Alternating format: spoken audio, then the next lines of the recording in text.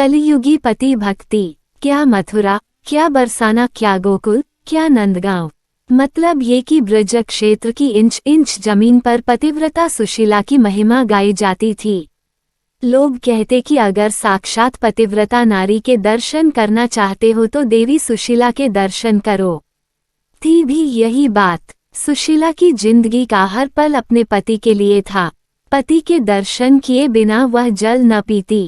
एक बार वह अपनी एक सहेली के यहाँ गई। सहेली का पति कहीं परदेश गया हुआ था, लेकिन खाने के लिए सहेली ने नाना प्रकार के स्वादिष्ट व्यंजन पकाए थे। सुशीला ये देखकर हक्की बक्की रह गई। वह तो पति की अनुपस्थिति में एक बूंद तक ग्रहण करने की बात न सोच सकती थी, इसलिए उससे न रहा गया। वह बोली, बहन, तुम कैसी स्त्री हो? तुम्हारे पति तो परदेश में हैं और तुमने अपने लिए इतनी तरह के व्यंजन पकाए हैं। भला एक पतिव्रता के लिए ये सब शोभा देता है? सच्ची पतिव्रता तो वह है जो पति को देखे बिना जल तक न पिए। सुशीला की सहेली बड़ी मुनहफत स्वभाव की थी। दिल की भी वह बड़ी साफ थी। बोली, बहन सुशीला, ये सब ढकोसलेबाजी मुझसे नहीं चलती। अगर मैं अपने पति के बाहर होने पर भी अच्छा खाना खाती हूँ तो इसका मतलब ये तो नहीं होता कि मैं उन्हें नहीं चाहती। मैं तो जैसी खुश उनके सामने रहती हूँ वैसे ही उनके पीछे भी। अगर कोई मुझ पर उंगली उठाने पर ही तुला होगा तो उसे मैं रोक नहीं सकती। बाकी यह तो सिर्फ मैं जानती हूँ या मेरे पति कि हम एक दूसरे को कितना चाहते हैं। सहेली के इस जवाब से सुशीला जल भूनकर रह गई। उसने मुंह चुनिया कर कहा, ये तो सब ठीक है, लेकिन तुम पतिव्रता नहीं हो। पतिव्रता स्त्री के लिए शास्त्रों में लिखा है कि पति की गैरहाजिरी में वह जल तक न पिए। सहेली ने इसका भी करारा जवाब दिया। बोली, ऐसे शास्त्र मेरे ठेंगे से। अंत में बात यहाँ तक बढ़ गई कि सुशीला तुनककर अपने घर लौट आई। घर आकर सारा किस्सा उसने अपने पति को बताया। पति भी सुशीला को बहुत चाहता था और उसकी निष्काम पति भक्ति से बहुत प्रभावित था। फिर भी कभी कभी उसे यह जरूर लगता था कि यह सब ढोंग है। अगर पति 1 महीना तक घर पर न रहे तो क्या कोई स्त्री बिना अन्न पानी के 1 महीना तक रह सकती है?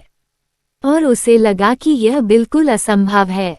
अगर कोई जिद्दी स्त्री इस बात पर अड़ी जाए तो जीवित नहीं बच सकती।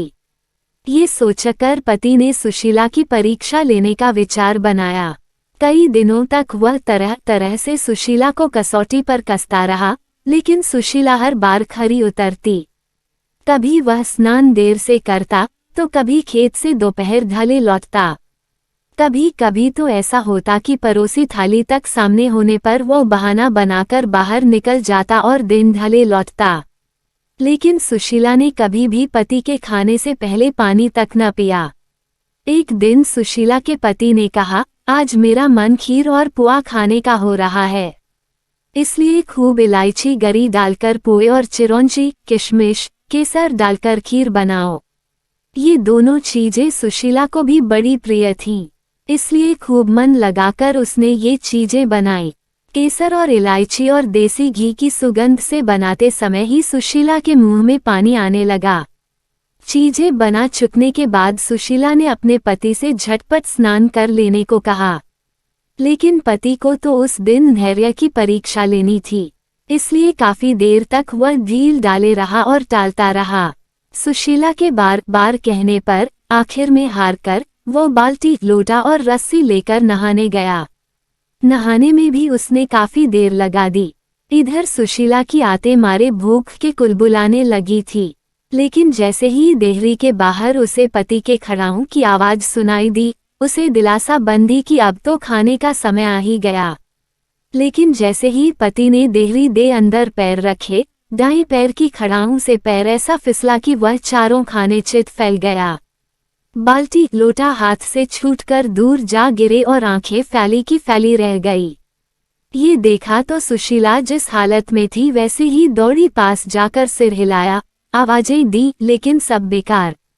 पति अगर जिंदा होता तब तो बोलता ही, लेकिन उसके तो प्राण पखेरु उड़ चुके थे, इसलिए भला वह कैसे बोलता। सुशीला की आंखें डबडबा आई और गला भर आया। उसका मन हुआ कि धाड़ मारकर रो पड़े, लेकिन तभी उसे खीर और पोए का ध्यान हो आया। उसने सोचा कि पति अब मर ही गए हैं, रोने से जी तो पाएंगे नहीं। हाँ, आस पड़ोस के लोग जरूर जुड़ जाएंगे और तब खीर पुए खाने का मौका तो मिलने से रहा। इसलिए बेहतर यह होगा कि पहले मैं खीर पुए खा लूं, तब रोना धोना शुरू करूं।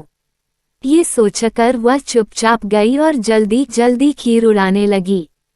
पुए अगले दिन के लिए रख लिए, क्योंकि उनके खराब होने का डर न था। असलियत ये थी कि पति मरा नहीं था, बल्कि मरने का नाटक किए पड़ा था। इसलिए अपनी पत्नी की यह सारी हरकतें वह देखता रहा। जब सुशीला खीर खूब जी भरकर खा चुकी तो झटपट मुंह धोया और लंबा सा घूंघट निकालकर पति के पास गई और सीने से चिपट कर रोने लगी।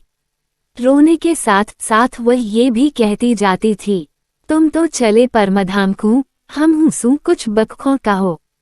उसका पति कुछ देर तक तो उसके नकली प्रेम और दुख को सहन करता रहा, लेकिन अंत में उससे न रहा गया और जैसे ही सुशीला ने अपना जुमला बैकवोट तुम तो चले परधाम को हम हुसू कुछ बखो खत्म किया, वैसे ही उसके पति ने उसी से मिलता जुलता एक जुमला जड़ दिया। पति का जुमला इस प्रकार था, खीर सरोपा करी तो पुअनु को तो चखो। अब तो सुशीला की ऐसी हालत हो गई कि काटो तो खून तक न निकले। उसे क्या पता था कि उसका पति नाटक किए पड़ा है और उसकी परीक्षा ले रहा है। मन ही मन वह रहकर अपने आप को कोसती रही कि यह क्या किया, क्यों न जबान पर काबू रखकर बुद्धि से काम लिया। और उसके बाद फिर कभी किसी ने सुशीला के मुंह से अपने पतिव्रत धर्म की तारीफ नहीं सुनी। पहले जैसी डींगे हाँकना अब सुशीला ने बंद कर दिया था। आपको कहानी कैसी लगी जरूर कमेंट करें।